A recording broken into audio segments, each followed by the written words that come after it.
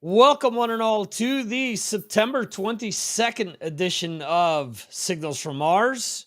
Joining me today is Mr. Ed Ferguson in Kentucky, not confusing his whiskey for his bourbon. and Johan in Sweden. How are you folks today? Well, Doing good. we're doing really good. It's honored to be here. Yeah, good to So, see both of you. yeah, likewise. So I wonder, in Kentucky, do people say, no, it's bourbon, not whiskey? Because here in Europe, at least here in Spain, um, when I would go out and ask for some Jack Daniels, for example, I would be told, that's not whiskey, that's bourbon. Mhm. Technically, it is bourbon. I heard the bourbon professionals on a podcast make that claim. But Okay. yeah, they have to call it whiskey, though. Jack Daniels is building a big name for themselves lately, too. They're starting to gain a lot more respect in the bourbon community with some of the new stuff that they've been releasing recently. I actually got some new Jack Daniels a rye whiskey, a new rye whiskey they have that someone gave me to try this weekend. But when I was a kid, listening to AC/DC, because of the Jack Daniels bottles you always saw Brian had in his hand, that was what I always wanted to get drunk on. Right. So we'd find someone to buy some Jack Daniels, and then we'd chug it, see who could chug it the longest, and then we'd be throwing up in the toilet not too long after that. But we thought we were having fun. What you guys failed to realize is that a lot of these bands actually had those bottles filled with iced tea and not Yeah, actually whiskey. Coca-Cola. Oak, yeah. So they were chugging that down and selling the illusion, the rock star illusion. Yeah, But they fooled me. yeah, you and plenty of other people. Yeah. So that's interesting. So not being the bourbon connoisseur that I am, what has changed things? Some of the special batches that they've been releasing? Is that it? Or were they seen as like the Coca-Cola of whiskey? They've been releasing some nicer whiskeys. It costs a lot more money, but Okay. bottles that'll cost probably $60 and up, that kind of thing. That we just lost Johan there. Yeah. Oh, he's there. He is. Sorry, didn't hear you that, Johan. Yeah. No, you disappeared for a second. Aha. Okay. So no. But yeah, here in Kentucky, there's pretty much every kind of bourbon you can imagine. It's booming now, and there's just distilleries everywhere, and new ones popping up every year. What do you think of the Metallica whiskey? Have you tried it? Yes, I got the first bottle I got. They did a pick with a distillery or a master distiller that used to work at a bourbon company called New Riff up in northern Kentucky. And you know how they create that whiskey? You know the story behind it? Do you know how they do that? They take a whiskey and then they put it in a room that's blasting Metallica playlist. And supposedly the vibrations of the sound is, helping with the flavor. And it's pretty good, actually. The distiller that they did that with, he was really good. He made a good whiskey, although he died. I got a new bottle that they released last year that I'm drinking on now, and it's a finished whiskey, though. I'm forgetting what they do it, what barrels they do it in. But so it's going to have a little bit of a flavor to it that not everybody would enjoy, but Right. But they did a good job. And I don't know if the music thing really makes a difference or not, but it is, I guess, kind of cool if they have different playlists that they do different barrels with. Yeah, it's funny because I've been listening to the podcast that they've been doing, which I've been enjoying, and it's obviously one of the sponsors, and they explain that it's I don't know if they use the word sonically treated or something along those lines. It's finished in Madeira cask. Okay. Does that sound familiar, Johan? Madeira? Say again. Madeira, Madeira. No, no. I'm not too sure what that is, That's but wood in Spanish. yeah, that's what it looks like there. Okay. And then, of course, the one that I bought the first time came in a box. I didn't. This one didn't have the box, but it had a box with some artwork on it. And I've kept that. I keep it with my records. Cool. Yeah. In the So, next room, I have empty cans of ACDC beer, and yeah, super bottle and stuff like that. So yes, I understand exactly what you mean. It's interesting because here, for the longest time in festivals, you could get Jack and Coke. They had dispensers, and they would go around and they would sell it to you. I have all these plastic cups from various festivals where they would sell that, and then now they actually sell it in stores in a can.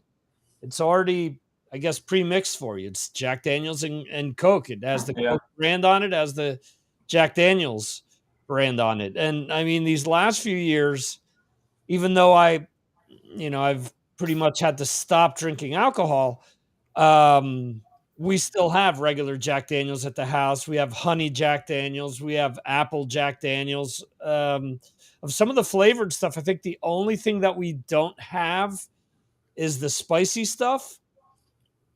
But see, Yeah. now you have a weird look on your face. See, so I don't know if they sell a lot of this stuff in the US that No, they do. Yeah. they do. Okay. Yeah. Jack Daniels has quite a few things. Tell you what I really want for my record collection is the release they did with honoring Lemmy. You've heard about that.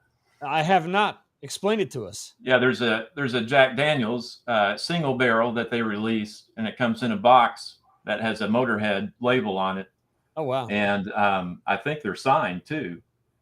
But I've never seen it to be able to buy it. I'm sure everyone bought those up and are selling them at quadruple the price now. Right. But that would be cool as hell to have next to my Motorhead records. Yeah, absolutely. Well, It's what kind do of you cool that some of the bands are doing that kind of thing because it gives you a little something you can buy and add to the records you've been collecting throughout the right. years. And And that's when you pass that on to somebody someday, they'll have some neat stuff there. Yeah, that's what I was going to ask you guys, what you guys felt about these bands putting out, as opposed to just putting out regular merch, actually jumping into, different whiskeys, vodkas, beer, there's wine, there's all Coffee. types of Yeah. spirits that they're selling nowadays that are brand labeled. I mean, let's be honest. We've talked about this for years. The late Bob Nalbandian put out a documentary called Band versus Brand. And at the end of the day, if a band gets a big enough following, they become a brand. Mm-hmm. So, I mean, my opinion is as long as it's something that's good, if it tastes good, if it looks cool, I'm fine with it. I mean, I know that there are purists Yeah. out there that have issues with, oh, it's gone too far. Why do we need a Kiss wine? Why do we need a Motorhead whiskey or whatever? Yeah. I I mean, don't mind. Go ahead, Johan. yeah. I mean, like the Motorhead rum here in Sweden, I would say it's established. That's Okay. a good rum. Huh. Sweet and nice, strong to have, after the meal with the coffee. It's a good rum. So some of the brands are being established. Like the Aussie Gin here in Sweden is in the shelves for we have the, where you buy alcohol in Sweden is the states stores. We have Okay. only in the stores for alcohol. So, and Aussie has its brand there, and Motorhead as well, a couple of other bands. And Motorhead is actually it's quality. It's good. Okay. So Yeah. it's nice to see some heavy metal in the yeah. It's good. It's a good thing. Yeah. Yeah. Yeah. I don't know about in Kentucky, but in New Jersey, it was, at least when I lived there, who knows in 20 years what may have changed or not. But it was usually a separate liquor store that had to sell alcohol. You couldn't buy alcohol in a supermarket or any type of like Walmart or anything like that. I guess beer you could in some of these places, but there was liquor stores or um, It is like that here. okay. And like if you crossed over into New York and in Pennsylvania, you could buy alcohol at gasolines or at gas stations as well. In Spain, it's supermarkets is where you go to buy alcohol. So you combine the fact that people, it's funny because recently I was somewhere and there's a beer company here that makes IPAs, and they were giving away free beer, and people were trying it. They're like, "Oh, this doesn't taste good," And somebody said, "Well, it's an IPA. It has a strong taste to it. It doesn't taste like your usual shit beer that you're used to buying that only costs, 33 cents for a can." I mean, a lot of people here buy beer, for example, because of the cost versus the quality. So when they're actually buying a beer that costs €9 or $9 a bottle, oh, I don't like this because this is too strong or this is, whatever. Well, yeah, because you're used to buying a non-branded beer Mhm. that's from the supermarket, which I mean would be like a white label brand in the US with a made up name to make it sound either German or make it sound something like that, but with like very little alcohol. So it costs 33 cents a can. Yeah. So it's just kind of, I don't know. It's a different culture. I've been talking about culture in sports all week. Alcohol has its culture. Music has its culture. Yeah. Food has its culture. So obviously if you go to some sort of how could I say it? Some place where they're judging different types of alcohol or a beer or whatever, Mhm. obviously you're going to have a different audience that's going to be more acclimated with what they're doing as opposed to just the run of the mill schmuck that just wants to get drunk on the weekend and doesn't care what what they're consuming. So Yeah. Old Ed is a lot different than young Ed, for sure, when it comes to the alcohol now. well, we're all in that same boat. I mean, Yeah. that's the thing. I think when we were all in our teens, especially in Europe, when you could still go into bars and get stuff at any age as long as you paid for it. Yeah, it was okay. Well, what can I buy with this? Oh, you can buy a bottle of this. You can buy a bottle of this. Now, okay, give me all three, and I'm gone. Whereas this was said by somebody who was probably in their mid 40s. So who knows? Yes, for the record, Sweden, we have a very strict 18-year-old limit for the bars and Okay, 20 years for buying alcohol in bottles in the okay. store. So it's very strict. So just for the record. Yep. It is not strict here at all. In the bars, it No, is. I know because that's why all 15 or 16-year-old goes to Spain from Sweden. Because you can Yeah, walk yeah. into the supermarket, Hey, you of you course. you fill up a a plastic bag with bottles of whatever, and you walk out, and people are going to town on it. And listen, we did the same thing, but we did it in bars and whatnot. My biggest problem, and this goes back to a boss that I had when I lived in the States, is people are slobs afterwards. They just throw shit everywhere. Just pick your garbage up, throw it in the garbage. There's garbage everywhere in the parks where the kids go to do this stuff. So just throw your shit in the garbage and we're good. But what's going to end up happening is that eventually people are going to get fed up and they're not going to have places to go out and do this. So, Mhm. different culture.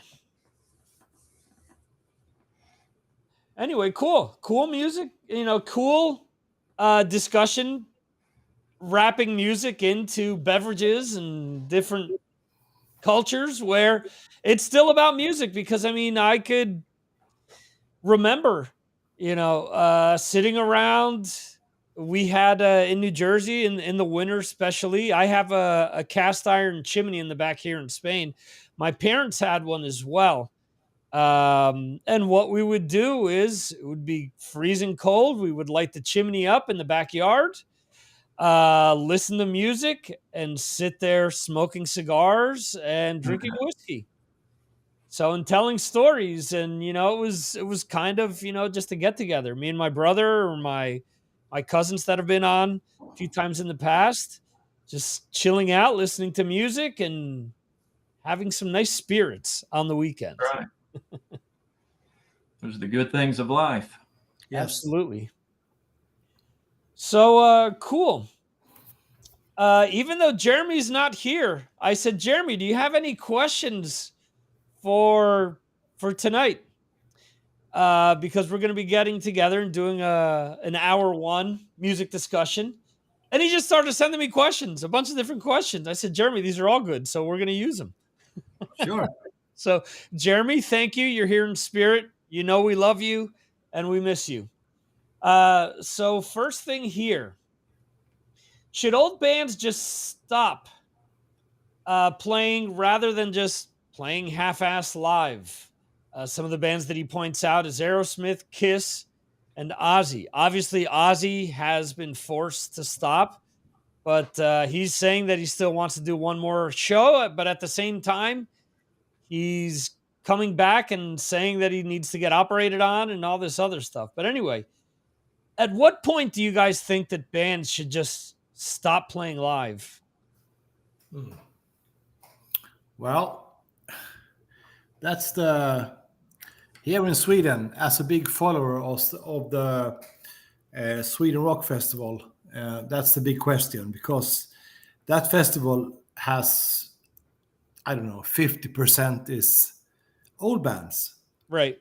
Nostalgia. And I've thought of this many times. I have seen, like Aerosmith. I think it was 2010. I saw them at Sweden Rock, and they looked old. But if I closed my eyes, they sounded young. Okay. It was great. Like Scorpions, the same thing. When you see Klaus Meine, you don't get that energy that you got Right. at the Love at First Sting tour. Right. But they sound good. Hmm. So it's a hard question. But with Ozzy at Sweden Rock, the last time, I perhaps 17 or 18, I don't know which year it was, 2007. Oh, but it was terrible. So I guess if you want a straight answer, I think that they should. Is resign the right word? No. Resign. Yeah. So, to stop, you're saying. Yeah. Yeah. Tired. Because it's I or not. It's wow. That's a difficult question. Right. Well, I'm going to listen to what Ed has to say, and then perhaps I can have to think a little bit more. It's so hard because we love those bands. Yeah. So Ed, say what you want to say. It is hard, and not only is it dependent on every band individually, because everybody ages differently. Different people have either partied in different measures or taken care of themselves. What genre you're talking about makes a big difference to me. Like when you ask this question, it mostly applies to rock. Yeah, Willie Nelson looks fine, as old as he is out there playing country music. that's true. I So saw when, Willie Nelson a couple of years ago. True. yeah, so until he can't play and sound good anymore, he's fine to keep on going. When you get into the rock world, and of course this is just my personal opinions, it looks funny to me when I see bands that had that a prettier image, like your hair metal, some of the hard rock, pop metal bands, or whatever. Seeing them as old guys sing the songs like Cherry Pie and whatever, Right. that's kind of weird. But it doesn't look as weird when it's more of an extreme metal band, because all the thrash guys are getting old too. But their thing has never been about having a pretty image either. So they're getting uglier as they get older, kind of fits with the whole package. It doesn't matter so much. So until they can't play anymore, I'm fine to see them. But I'll kind of chuckle when I'm seeing, some of the more commercial bands who are old and wrinkly up there trying to do that. Kiss, they've been able to kind of get away with it some because they went back to the makeup. If they hadn't have done that, then there's no way I would be liking watching them right now. But with the makeup, they've gotten away with it some. But it's still kind of weird living in today's world when someone like as old as Gene Simmons is singing Christine 16.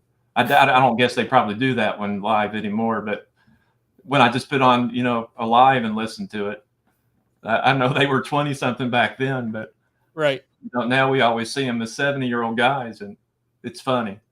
So yeah, a lot of it depends, on what kind of show or genre it is. Like he said, it's a difficult question, but I just don't want to see them embarrassing themselves. Right. Yeah, that's the because that's the right embarrassing. thing to say, Ed. Yeah.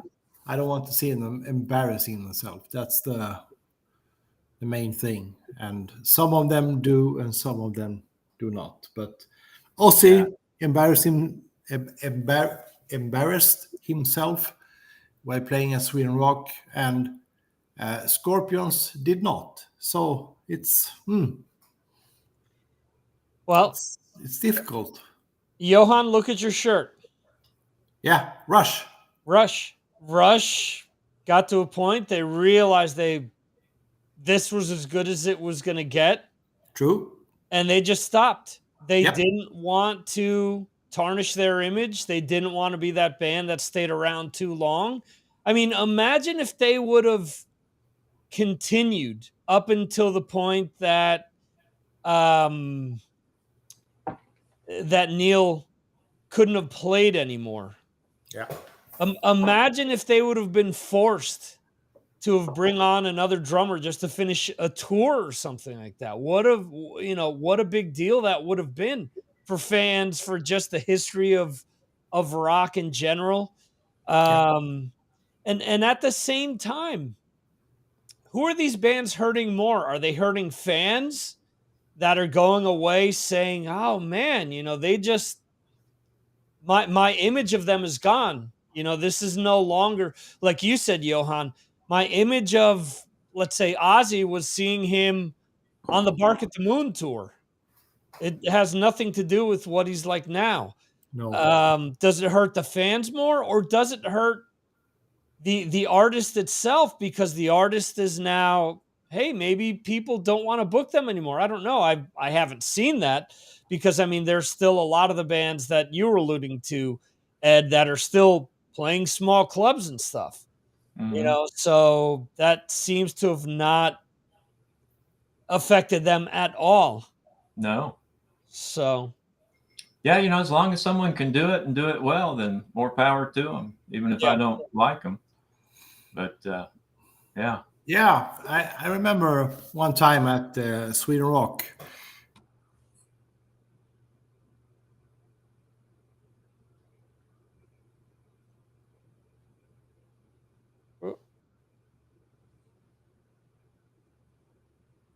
Happy,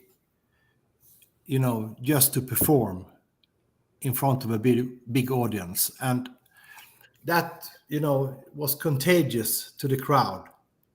So even though that he sang bad, that was a good show to see. It And was who so was that? Your heartwarming. Yeah, I mean, Don Darko was okay. truly happy to perform, and everyone, even though he sang bad, everyone loved to see him. So it's hard. You know what I mean? Yeah. Mm-hmm. Yeah, at the end of the day, we also have to think that it really comes down to the artist. As much as we would love to maintain a certain image of them, or what we have ingrained in our heads, we all get old. We all have to kind of roll with it. And there are some people that are fine with just saying, you know what, I've had enough. And there are others that say, hey, I need to do this to pay the bills, or I'm still having fun. So at the end of the day, this is similar to the discussion that we had the last time around with the meet and greets. Nobody's putting a gun to anybody's head to buy these tickets. So if there's a demand and they can make money, more power to them. Sure, absolutely. Yeah. Cool. Next topic here. Something I've been waiting to hear about for, I think, 5 years now, because around the time that Book of Souls came out from Iron Maiden, Bruce Dickinson started talking about new solo album. He's officially announced that the new album will be called the Mandrake Project. He's been working for years on music for it. Some of these songs ended up on Iron Maiden albums, but he's only said that he's recording with Roy Z, and he says that he's put together a band that's going to be playing shows sometime next year. So I'm excited about new Bruce Dickinson solo music, because his solo music, in my opinion, is better than anything that Maiden has done after Seventh Son, outside of maybe Brave New World. Um, Ed, what do you think of Dickinson announcing this? Does his solo work do anything for you? And would you Yeah. give the Mandrake Project a listen? Yeah, I'll give it a listen. I've never, yeah, paid much attention to much else that he's done outside of Maiden. And I've not been a fan of Maiden for a long time, but I've just not really liked the direction they went in after Right. Seventh Son. And but yeah, like anything, I'll listen to it and see, what do you expect it's going to sound like a kind of classic heavy metal, but Oh, he's writing songs, or his solo stuff. All right, so we got to give Ed homework here. yeah, I do. Check out Accident of Birth, which also Now, has, are you giving me a song title or an album? that's an album. It's also a Okay. song title. So Accident of Birth, Chemical Wedding, which is an album. And the last album that he released, Tyranny of Souls, isn't bad. I don't think it's on the level of those two, but it isn't bad. And honestly, Okay. I think all of his solo albums have good music on it. I know that, for example, Skunk Works is an album that everyone went apeshit over. Oh, Bruce cut his hair and he's now trying to be alternative. There's music there that was it straight up Maiden? No. Was it straight up Tattoo Millionaire, which was kind of an AC/DC knockoff? No.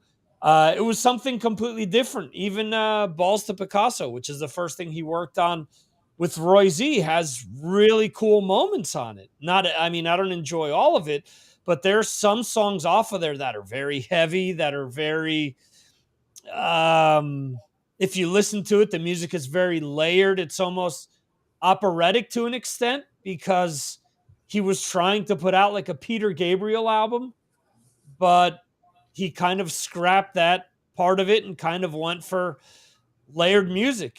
It was really interesting. Each album sounds different, which I think is cool as well. So it wasn't, oh, I'm just going to do another Maiden album. No, none of his solo stuff sounds like Maiden outside of his voice. Good. So Accident of Birth is him working with Adrian Smith again. Chemical Wedding, Adrian Smith plays on as well. So Okay. Accident of Birth is very heavy. And Chemical Wedding is even heavier because they detune quite a bit for that album. I think they're tuning in C sharp, if I'm not mistaken, on that album. Wow.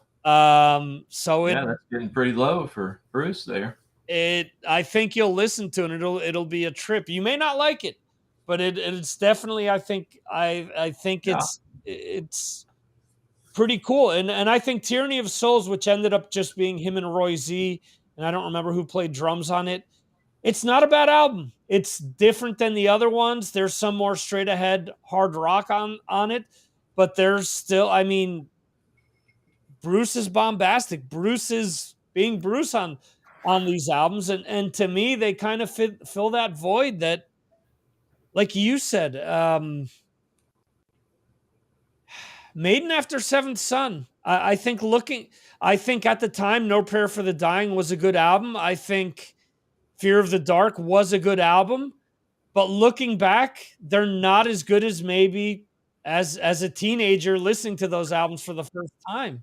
No They way. just Yeah. don't. They're just not on the same level. Um, Johan, for you, will you check out this new Bruce album? Yes, I think I will. First of all, Roy C is one of my favorite producers. Okay. Favorite, but yeah, he's good. Uh, the whole Bruce solo area was for me. I missed it because I was into alternative music and punk rock and yeah, the whole genre of that for a couple of years. But I have friends who stick to him, and they say that his solo career is, I mean, probably as good as Maiden. They think that, I mean, his solo albums are really, really good. I can't say anything about that, but those are people that I can listen to, and I trust those people. But this new album, I will definitely check out for sure. That's for sure, absolutely. And there you go. When we were talking about image, Bruce is now sporting gray hair, so he long gray hair, so he definitely does not care. Mm. All right, so Johan mentioned Dokken before. Next question here: does anyone really care about instrumental albums? New George Lynch, for example, completely new instrumental album. Are you guys into that, or is one instrumental song enough for you? No, I'm not into it, but I guess there are a couple of hundred peoples in the world that are. Right. Yeah, so go ahead, make the music. I like the creativity that they do it, but it's not for me. I like Rush and their songs. That's our what without lyrics. So yeah, Okay. yeah. Ed, what do you think? Instrumental Yeah. music for you or no? I don't usually like it much. Here and there, I remember we liked Joe Satriani, Surfing with the Alien back when I was 16. And most of the time, though, I get bored pretty quick with Right. that kind of thing, unless there's something that sounds unique. Like a few years ago when Marty Friedman released that record called Inferno, Mhm. awesome tone on that record. And so I've enjoyed listening to that one. I mean, it's got a big, heavy sound. So it's a great heavy metal instrumental record. Right. But unless I'm hearing something that's kind of on that level, production wise, something that kind of gives me something other than just a guitar solo to listen to, Mhm. some riffing going on, uh, I tend to like riffs more than I like solos, even, I think. Right. Agree, Um, agree. Mm. that's why I like, thrash and death metal so much. Just, a lot of the death metal songs and bands I listen to, I hardly listen to their guitar solos. I'm listening to the riffs that are going on in the background. Mhm. Um, so yeah, it's not often that I hear something that I like, but every once in a while. Jason Becker has some pretty cool stuff here and there. But so George Lynch, though, I'll have to listen to that. I'm Mhm. curious to hear how well he does. Hey, I mean, that's one thing too. I've always got that question. I'm always curious when I hear someone put out an instrumental record to hear what they've come up with. Like, can they really come up with something that's going to hold my interest, especially for a whole record? And if they do, that's pretty amazing. They're doing some pretty good work. Yeah, I think you touched on an interesting point. Surfing with the Alien, I think when that came out, that was like the first huge It instrumental was, yeah. album. Because I mean, obviously Steve Vai had put out Flexible, and even Joe Satriani had put out other stuff beforehand, but it just didn't get that big push that songs what are the two big songs off of that? Surfing with the Alien and Satch Boogie were the two big ones. Hmm. And there were so many copycats that came out after, and like you're saying, there's just comes a point where, okay, fine, you can shred, you can solo like nuts, but the rest of the song kind of sucks. Hmm. It's just kind of plain. Uh, Yeah. so I get it. I saw a video the other day. I was tempted to post it on Patreon, where it was a guitarist who I've actually had on the show. He was soloing like crazy. He was playing one of his instrumental songs. There's a drum kit right behind him. Oh, wait, there's no drummer. All the music is recorded. Mm. So I'm like, this is boring as shit. If I go to see Yeah. somebody live and just see some guy on stage with his guitar and his pedals, hey, look, more power to you that you can play that stuff. Mhm. But yeah, that would just bore me tremendously. For as much as we talk about the Michael Schenkers and Yngwie Malmsteens and even George Lynch, who's now putting this album out, for the most part, yeah, maybe they have songs with long solos in them, but they're still songs with lyrics, and the riffing is usually pretty good. So it's enough to kind of keep you on board with the stuff, at least for me. So it's Mhm. it's kind of a different animal. And I think back to George releasing Mr. Scary on Back for the Attack. That was kind of the first time that he did that. And that was Mhm. kind of neat because it was kind of different. Because again, yeah, so Satch was doing it, and we knew of Maiden doing like different instrumental songs, but even with the Maiden stuff, it was different. It wasn't, oh, it's just, I'm just gonna solo over this for 9 minutes. No, Dave Murray and Adrian Smith really had long thought out songs. You think about Ides of March, or you think about Lost for Words, Mm, great. Yeah, yeah. stuff like that, where you hear Lost for Words and you don't have singing to it, but damn, you're humming along to the melody of those guitar Mhm. parts, or you're whistling along to it because it sucks you in, just the whole the whole music to it and everything. It's a complete package. You know, Mhm. Pennsylvania. Transylvania. There's another one. Yeah, You know, Maiden was great at that, and the yeah. other there's two on Killers, which on side one, which I forget.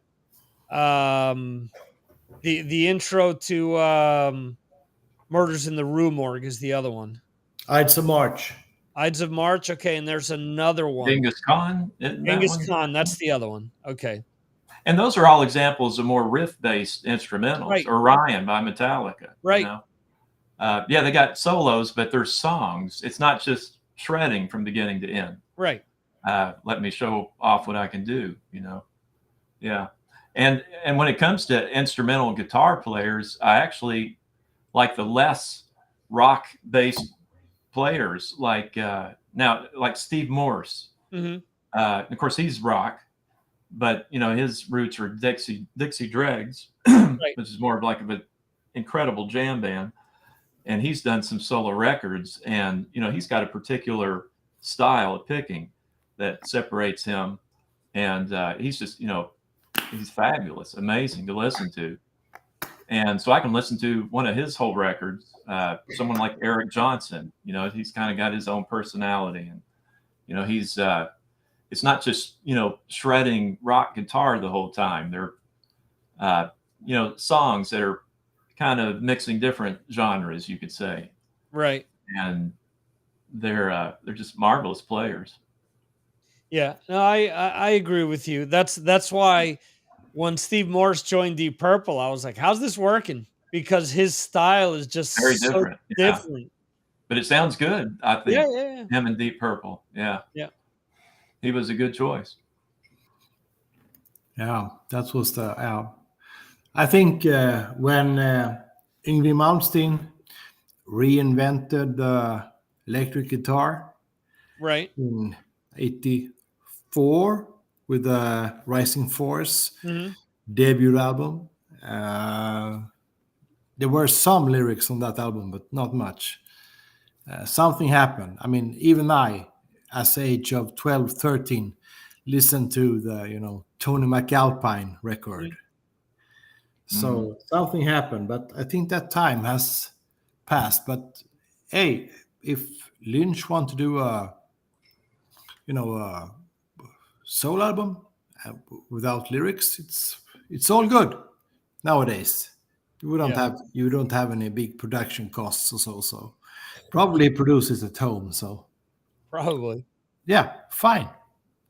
The Inve point is very valid as well, because there's been talk about that for years, whether it's when Vinnie Vincent left Kiss, when Steve Vai left Alcatraz, even after following in Inve's footsteps. There were so many guitarists at the time that wanted to do what Inve was doing. Mike Varney was there trying to kind of push that whole thing. Jason Becker and Marty Friedman, even though, as you're saying, Ed, Marty, all these years later with Inferno, there were other great artists like a Tony McAlpine, excuse me, like a Greg Howe, like geez, who else were some of these shrapnel artists that were that were out there? There was a ton of them, and there still is. There's still kind of an underground demand for all this stuff, for shredders and whatnot. But yeah, I think Inve, for as much as he gets crap for his attitude and other stuff, he was really a pioneer when it came to what happened in the 80s with the shredder kind of coming to the forefront. Mm-hmm. And yes, I mean, listen, Eddie Van Halen, bigger footprint, much more commercial, probably a bigger guitar god. But outside of Eddie at that time, I think Inve kind of set the foundation for someone like like a Vivian Campbell to say, "Hey, I need to get paid. Look at what Inve's doing. I can just go off and be Inve." So yes. So outside of Inve releasing the fucking Fury, Inve should be given credit for what he did for guitar players and giving them another avenue where where a lot of people were just focused on the singer. Well, now you got to focus on the guitarist as well. Absolutely true. Absolutely. Yeah. Brad didn't join us, so the next point we're gonna skip over here because it's Yarg metal related. But hey, I'll pose it to you guys. What band right now do you think other people should know about that they don't know about? Oh, I got one that you Right. just told me about on Patreon. Earn, URNE. You remember Right. that video? Mhm. Man, that song was good. So I put that album on my iTunes, and every song I've heard on there is excellent. Okay. They're mixing all kinds of genres together, metal genres. Hmm. Um, really good. Another one that I like that has a great mix of genre sounds was that one with the funny name, Chocolate Yeah, Factory. What was that band called? I'll look I'm it up. testing you here, testing your memory. Yeah, it was Got your chocolate website up something. here, but now their songs, I listen to most of that stuff in the car. Their songs are long, like 8 to 12 minutes. So I Right. don't always feel like listening to it. But if I hang with one of those songs, man, they get really good. Like, because a lot of it sounds kind of airy and progressive, Right. and they're Mhm. adding all these ethereal sounds to it. And then all of a sudden it turns into like a drudgy, heavy death metal, doom metal song, for Right. several minutes. Those songs are so long. And then he'll start screaming with hardcore vocals. He mixes it up back and forth. Go listen to that one. Yeah, Mike Jones probably won't like the growly parts, but it's the I like Brett. mystical hot chocolate endeavors. Yeah, that one. Check that one out. That's good stuff.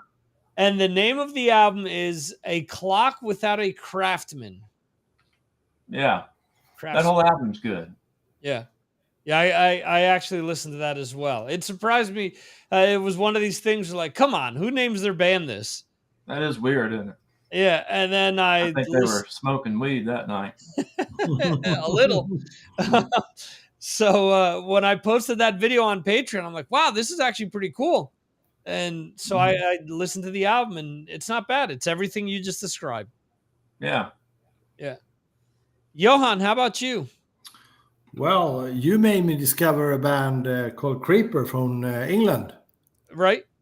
I'm always into bands that sounds like Sis of Mercy and early British goth rock. Hmm. And Creeper was, I was kind of blown away. They sound really much like Sis of Mercy and the Finnish band 69 Eyes. Hmm. So that's that's my kind of a big happiness for me to discover a new band, and Mhm. Creeper are one of them. They are absolutely the new band that I have discovered. It seems like that I like goth now again. I don't listen to that kind of music, but it seems like that when a new band comes out, like Unto Others or Creepers, Right. uh, and they are a goth band, I really like them. So it's hard to.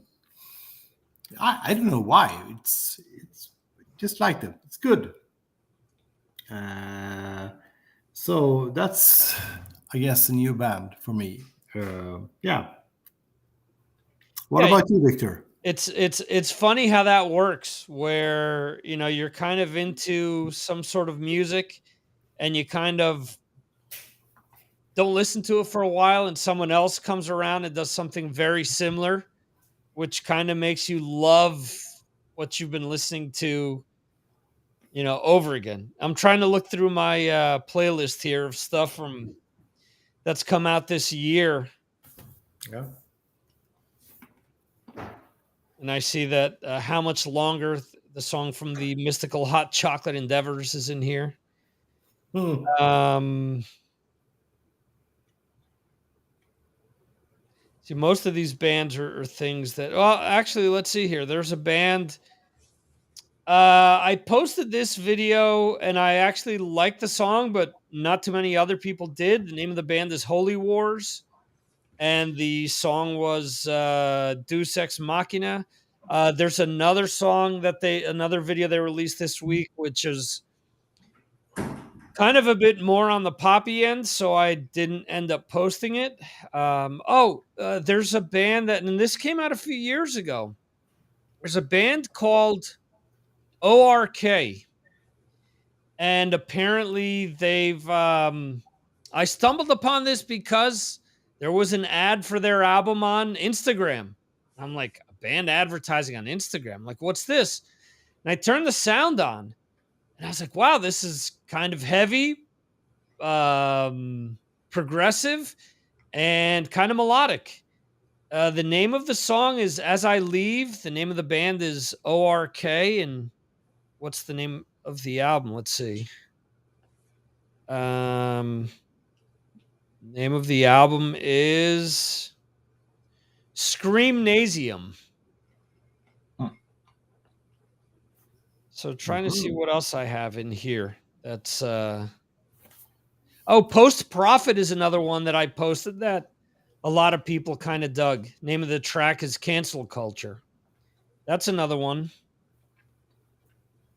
But for the most part, I mean, everything else in here, I mean, Sewing is another one that, I mean, is kind of well known in the group. You guys have been digging the last two albums. I've enjoyed that album by, is it Dieth? Right. Is that the proper way to say it? Dieth is how to say it, yes. That's a good record. The new Evil is good. Of course, that's not a new band, but right. Oh, the Empire State Bastard. We like that one quite a bit with Dave Lombardo on drums. Yeah. And that's some instrumental stuff. We were going back to that. He does some instrumental stuff that I enjoy, like with Phantomus and different bands that he does where he's jamming away.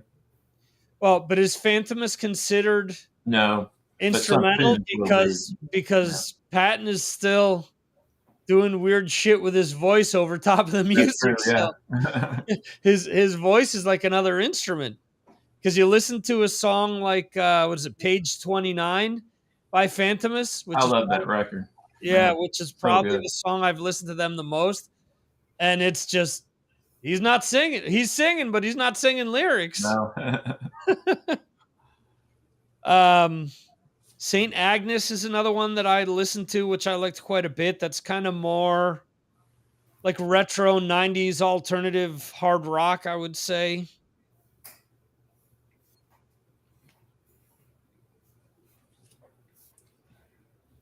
Spirit Adrift, which we kind of talked about in the last episode. They've been around for a while, but they're still a younger band. Younger band. They've probably been around for almost 10 years.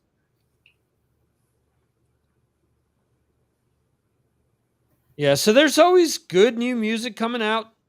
We're here to help you out. If you're lost in the wilderness and say, what should I listen to? We're here to help you out. Ed gave you some suggestions. Johan did, and I did. So, also for bands that aren't new that I've been listening to this week, New Dying Fetus, very good. If you're like death metal, and the new Metalocalypse, that's good. Okay. And there's one more that I'd like to. Oh, yeah, I started listening to the new Cannibal Corpse today, so it's a happy weekend for me. Yeah. That came out today. I was just going to bring that up. I was thinking you weren't going to be missing that. This record, I'm realizing, is a little bit. It's not as thrashy as Violence Unimagined. It's kind of half and half. It's got a little more, some tunes that aren't as full blast, I guess you could say. Okay. And so it might be a little more diverse. So I'm looking forward to hearing the whole thing all together, seeing how it hits me. It'll be fun. Always is. And I've also enjoyed the remake of Morbid Visions by Max. You've listened to that some this year, right? Yeah. Yeah, that's good stuff. And I've loved the new Cattle Decapitation. That record is heavy. So when folks ask why I post death metal stuff on Patreon, That's my fault. it's Ed's fault. But I know that Johan likes death metal as well. I know that it's funny. Jeremy sometimes will surprise me. What's your pick of the week? Well, I'm not a big death metal guy, but this album, the is just so good that it's this. So he'll surprise me from time to time. So that's why I like throwing, a lot of different things up there. Creeper's something that maybe a lot of people would complain, well, it's not really metal. Yeah, but it's kind of cool. It's still rock based. So I mean, why not? Yeah. I think we're all. I mean, I think we all kind of have our kind of subgenre that we like the most, but we're all pretty kind of open minded and still give everything a try. I know, Ed, you always talk about the fact that you play everything that I post and just comment on the stuff that really sticks out to you. Yeah, I listen to all of it. Yeah. Cool. And the last point before wrapping things up here, as of Monday, 14 years of Signals from Mars. Congratulations. Yeah, thank you. Started out in January, yeah, duh. September 25th of 2009. Was on my honeymoon in New York, met up with Mark Striegel, and he convinced me to do the show. He said, think about it. And I thought about it for a few hours and came back off my honeymoon and recorded the first show.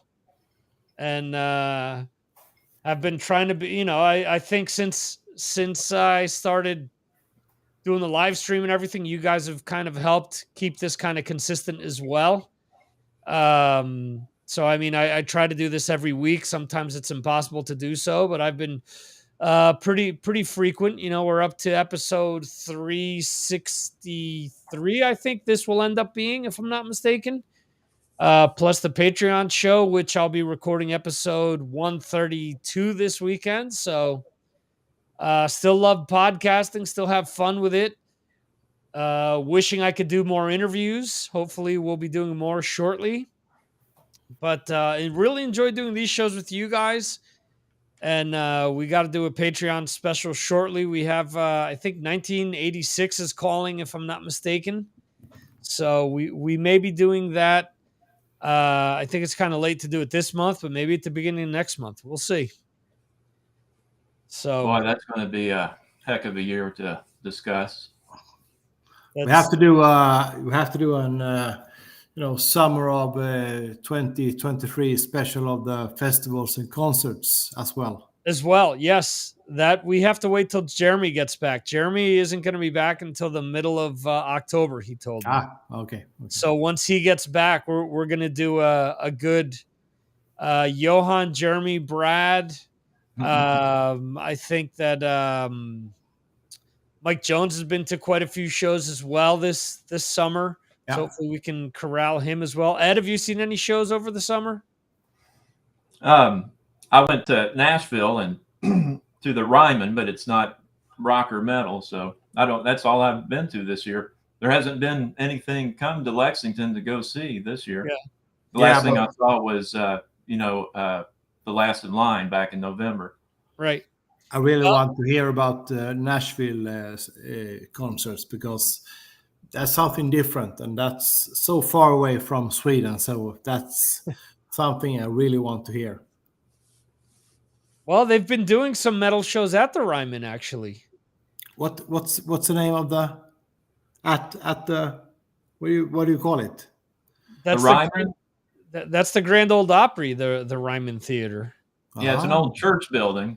Yeah. And the acoustics in that place are amazing. That was my first time going, and I can see why it's so famous for music. I went to see Nickel Creek, which is like progressive acoustic, and man, they just sounded wonderful in that place. Yeah, Black Label Society and Anthrax have played there in the last like 2 years, if I'm not mistaken. Mhm. And there have been some other shows as well that have come through and that's been atypical because it's usually a country or bluegrass or stuff like Yeah. Nickel Creek like that is Yeah. what you're used to getting there. So them kind of spreading their wings and doing some more rock based stuff has been kind of new for them. Hmm. So it's kind of Yeah. kind of neat. Nashville's becoming like the new LA. Yeah, yeah, Everybody absolutely. says, yeah. Yeah, It's yeah, got tons of people there now. yeah. Yeah. Hey, because it's Nashville is not on Swedish TV. There's Mm-mm. nothing happening there. Oh, No. there's a lot happening there. Yeah, because it's not for the old stuff, but the trendy shows are there as well. Hmm.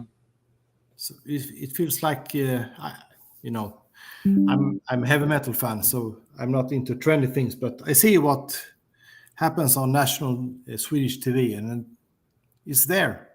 Right. So it's, I guess, something. I don't know.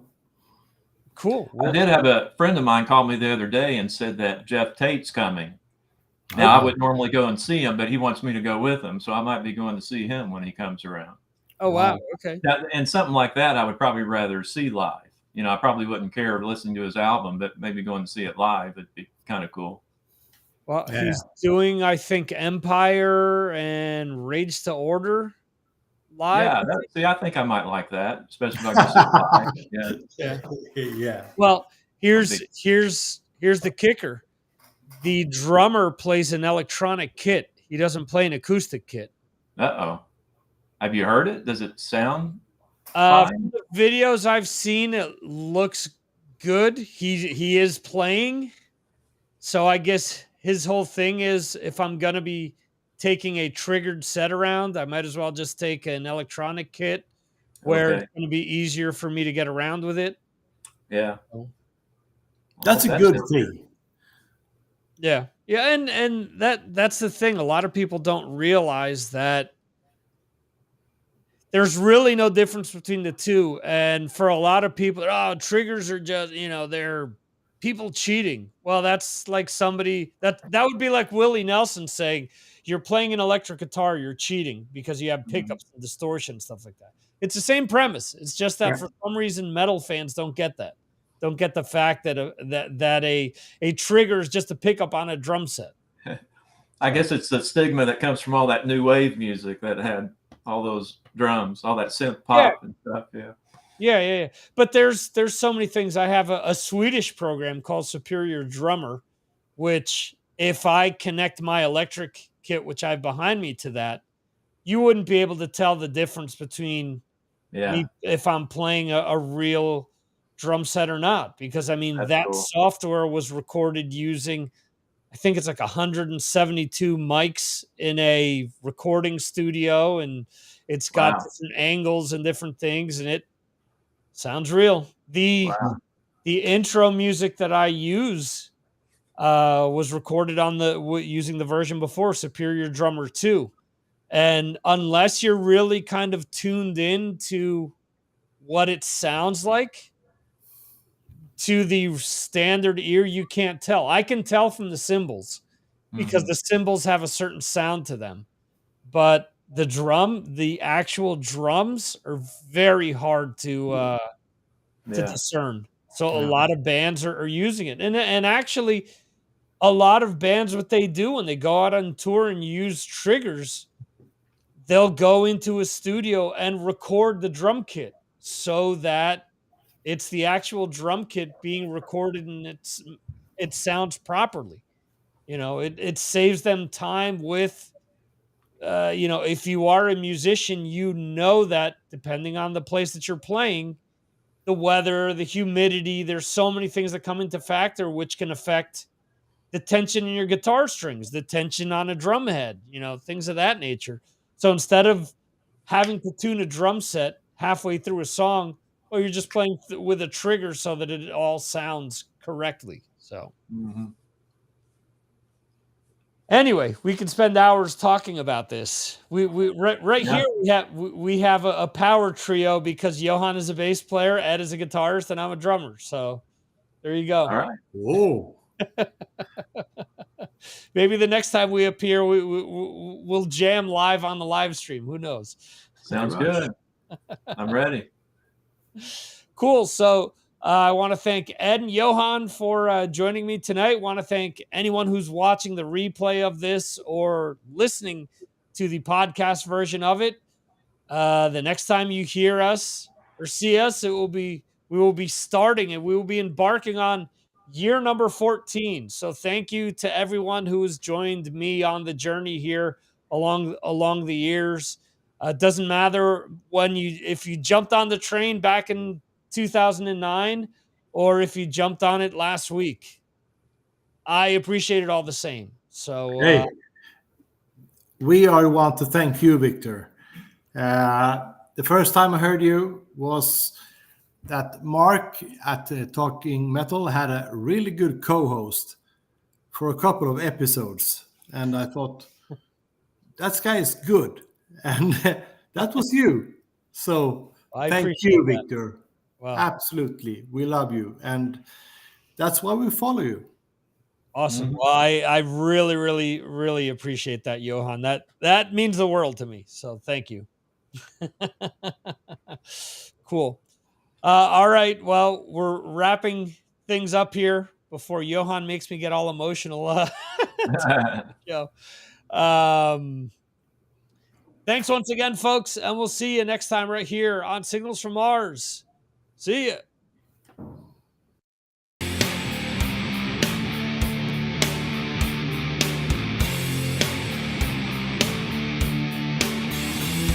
Thank you for watching the Signals from Mars live stream. You can watch the show live on YouTube, Facebook, Twitter, and Twitch, or check out replays on YouTube. Go to signalsfrommars.com for more information. This concludes our show.